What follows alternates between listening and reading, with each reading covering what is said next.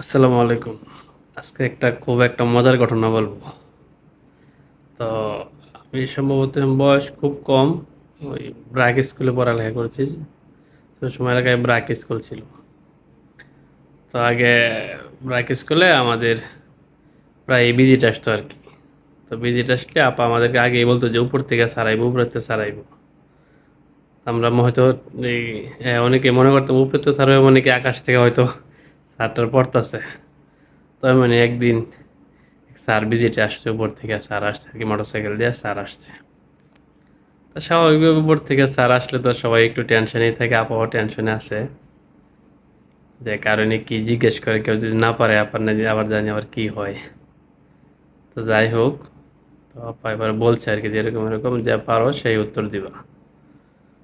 তো স্যার আসছে, আসার পর